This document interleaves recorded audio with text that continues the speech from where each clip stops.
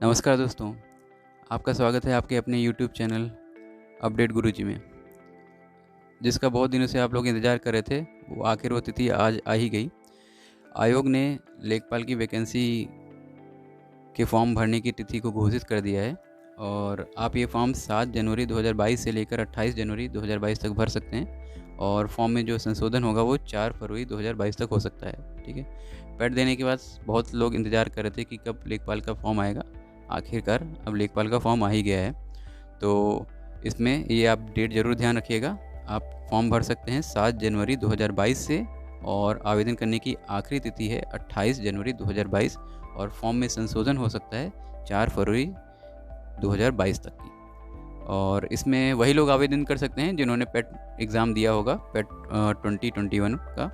और इसमें एप्लीकेशन में आप जैसे देख सकते हैं कि आवेदन आपको कैसे करना है। तो आपका जो रजिस्ट्रेशन नंबर है आपका UPSSC पे पेट को जो आपने भरा होगा वो डालकर अपना डेट ऑफ बर्थ डाल के आप रजिस्टर मतलब ऑनलाइन भर सकते हैं फॉर्म को, या आप अपने रजिस्टर्ड मोबाइल नंबर से भी OTP प्राप्त करके फॉर्म को भर सकते हैं। और इसमें आपको अपना फ़ोटो और एक सिग्नेचर अपलोड करना पड़ेगा। देन उसके बाद आपको पेमेंट कर देना है। पेमेंट के बाद आप फाइनल सबमिट कर देंगे और आपका फॉर्म सबमिट हो जाएगा।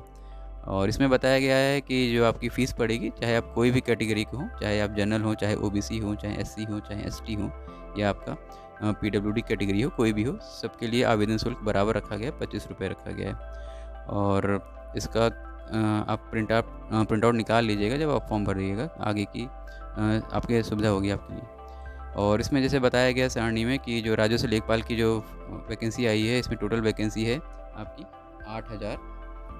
8,085 वैकेंसी आई है, जिसमें से आपकी 3,271 पोस्टें जो हैं जनरल के लिए रखी गई हैं।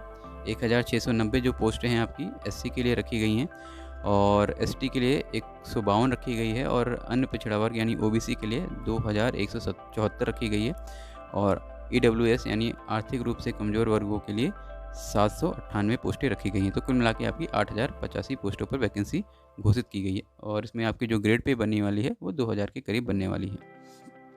और इसमें आप जैसे देख रहे हैं कुछ आरक्षण के बारे में भी इसमें बताया गया है कि किसको कितना आरक्षण मिलेगा, और ये आप सब देख सकते हैं वेबसाइट की सूची पे जाके। और इस आपको पता ही होगा इसकी जो अनिवार्य अर्हता है यानी शैक्षिक योग्यता है वो 10+2 यानी आपका 12th पास मांगा गया है। और आपकी जो आयु सीमा है वो 18 से 40 वर्ष होनी चाहिए, इनके बीच में होनी चाहिए, या ये होनी चाहिए 18 से 40 होनी चाहिए।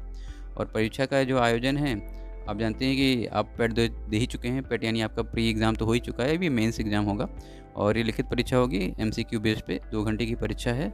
इसमें आपका जो विषय हैं सामान्य हिंदी, गणित, सामान्य ज्ञान और ग्राम समाज और ग्राम विकास पे क्वेश्चन पूछे जाएंगे और सभी सेक्शन से 25-25 प्रश्न पूछे जाने हैं और सबके जो मार्क्स भी हैं वो भी सब एक-एक मार्क्स के प्रश्न बनेंगे।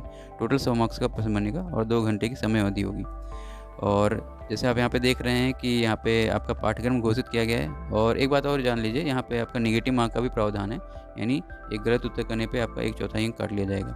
और पाठ्यक्रम की बात करते हैं तो सामान्य हिंदी में आपका समास, पर्यायवाची, विलोम, तत्सम, तद्भव, संधियाँ हो गई, वाक्यांशों के लिए एक शब्द हो गए, लोकोक्तियाँ हो गई, शब्द निर्माण हो गया, मुहावरे, वाक्य संशोधन, लिंग, वचन, कारक, वर्तनी, त्रुटि से संबंधित प्रश्न होंगे, अनेकार्थी शब्द होंगे और अपठित गद्यांश पर भी प्रश्न पूछे जाएंगे। गणित की बात करते हैं तो अंकगणित और सांख्यिकी मतलब आपका अरिथमेटिक एंड स्टैटिस्टिक्स से जो प्रश्न बनेंगे वो संख्या पद्धति यानी आपका नंबर सिस्टम, प्रतिशत मतलब आपका परसेंटेज, लाभ हानि यानी प्रॉफिट लॉस, सांख्यिकी आंकड़ों का वर्गीकरण मतलब आपका क्लासिफिकेशन ऑफ डेटा, एंड बारंबारता यानी फ्रीक्वेंसी हो गया, बारंबारता बंटन यानी फ्रीक्वेंसी डिस्ट्रीब्यूशन हो गया, सारणी मतलब टेबुलेशन हो गया, और संचयी बारंबारता आपका मतलब क्यूमुलेटिव फ्रीक्वेंसी हो गया। और आपका आंकड़ों का निरूपण हो गया, दंड चार्ट मतलब आपका बार ग्राफ हो गया, पाई चार्ट हो गया, आयत चित्र हो गया, बारंबारता बहुभुज हो गया मतलब आपका फ्रीक्वेंसी पॉलीगन हो गया, और केंद्रीय माप मतलब centre measure of centre tendency, समांतर माध्य आपका मीडियन, और माध्यिका बहुलक मतलब मीन मीडियन मोड पे भी प्रश्न पूछे जाएंगे।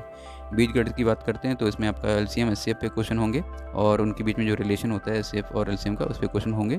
युगपत समीकरण मतलब आपका साइमल्टेनियस इक्वेशन पे प्रश्न होंगे। द्विघात समीकरण मतलब आपका क्वाड्रेटिक इक्वेशन पर भी प्रश्न बनेंगे। गुणनखंड यानी फैक्टर पे भी प्रश्न होंगे और क्षेत्रफल प्रमेय मतलब आपका जो एरिया थ्योरम है उस पर भी क्वेश्चन आएंगे। रेखागणित की अगर हम लोग बात करते हैं तो इसमें त्रिभुज से संबंधित जो पाइथागोरस प्रमेय है यानी पाइथागोरस थ्योरम पे क्वेश्चन होंगे, आपके ट्रायंगल पे क्वेश्चन होंगे, आयत पे होंगे, वर्ग पे होंगे, समलंब पे होंगे। और समलंब मतलब आपका जो ट्रेपेजियम होगा उस पे होंगे। समांतर चतुर्भुज मतलब पैरेललोग्राम पे आपके क्वेश्चन बनेंगे। और इसमें आपका एरिया रिलेटेड टू सर्कल पे भी प्रश्न होंगे। और समान ज्ञान की बात करते हैं तो समान विज्ञान का आपका पेपर होगा इसमें। समान विज्ञान में आपका जो 10th लेवल तक विज्ञान आपने पढ़ा, साइंस पढ़ा, उस पर प्रश्न पूछे जाएंगे। और आपका करंट अफेयर्स जो भी इंटरनेशनल और नेशनल लेवल पे इंपॉर्टेंस जो खबरें हैं उससे रिलेटेड आपसे प्रश्न पूछे जाएंगे। और इसी प्रकार से आपका हिस्ट्री से प्रश्न होंगे, और इकोनॉमिक्स से होंगे, पॉलिटी से होंगे, और geography, world geography, Indian geography and UP विशेष से भी आपसे प्रश्न पूछे जाएंगे। और इसमें आपका कंप्यूटर से भी कुछ प्रश्न पूछे जाने हैं। ग्राम समाज और ग्राम विकास की बात करते हैं तो इसमें आपका जो भी केंद्र और राज्य सरकार द्वारा योजनाएं चलाई जा रही हैं इसमें रिसेंट में, उससे प्रश्न होंगे।